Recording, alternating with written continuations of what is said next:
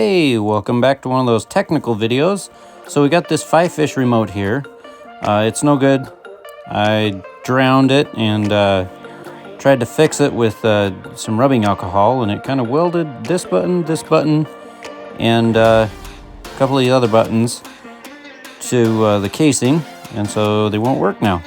So the first thing we got to do is we'll go ahead and take out all these screws around here, put them in a place where they won't get lost. And then you can just carefully pull the front off. Then you got this this connector right here holding your cord on, and that just slides right out of there. Super easy to do. You can see the controller is actually, it works. It's moving around. The controls are free. But this board here is what we're after. So we're going to go ahead and remove the screws out of that. Like so. Yeah, my daughter accidentally dropped this in the lake, and it just hit the lake for a second, and that was enough. Quit working. So I washed it out with rubbing alcohol, and the isopropyl alcohol just went right ahead and melted the paint on these buttons and welded them in place. And then the buttons under this little board right here, they wouldn't work at all, or the one wouldn't. It was just the one for keeping the drone from diving and stuff when you want it to stay at the same level. Anyway, so this particular button was a real bear. There basically isn't any way to fix it without replacing this board, and so I decided I would go ahead and connect it up to the drone, power on the remote, and we'll just work this button until it decides to start working again.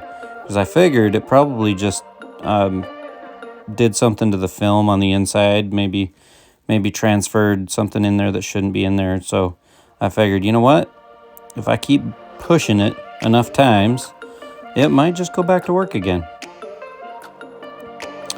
And then these other buttons, you pull a couple of screws in there, and the whole mechanism, board and everything will just come straight out of there, just like that. And I looked at the mechanism, and it seemed to be okay. The button itself looked good, but the plastic part of the button was stuck in the casing. So I popped it out and went right ahead and scraped the glued paint off of there and got it some clearance, and then put it back in. That seemed to get that working again.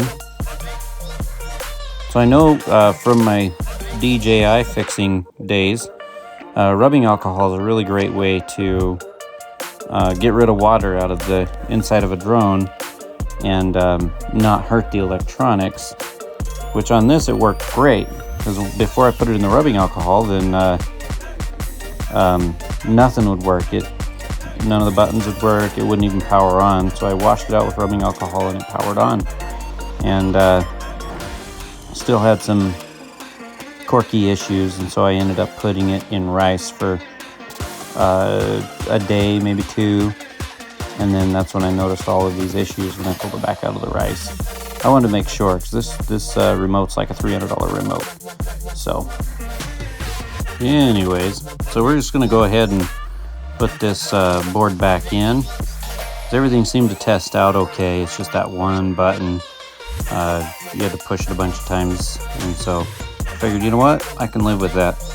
Before it was working, it just didn't have any depth hold ability, and man, that's a pain in the butt when you're trying to do any kind of underwater recovery, and so that's no bueno for me.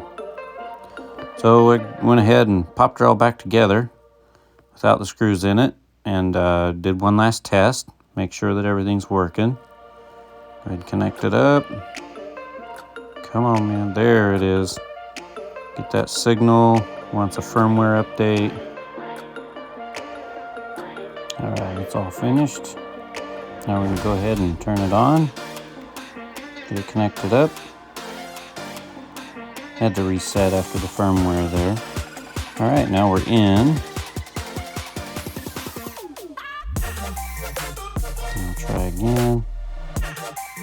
test all the motors, test the buttons.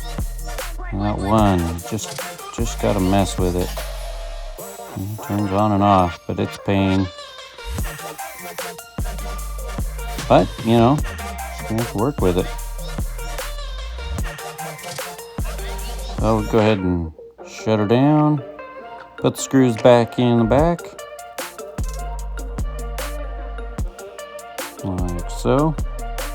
And I've actually been testing this remote for quite a while since I filmed this video. And it's still a little bit of a pain, but I'm able to get that button to work. At some point I'll probably buy a new remote and have this one just be another backup. Right now it's my second remote anyway. I've got 2 of these units and this one's my second choice, but I only use it when the other one's battery runs dead. You gotta watch and make sure you get all these little rubber grommets back in the correct hole, otherwise they don't fit correctly. Because every one of them goes in a different angle and different design flow. So it's just kind of trial and error. There's no real way to tell them apart unless you stick them in the hole. Well, thanks for sticking around to the end. I hope you guys enjoyed this video, and we'll see you next time.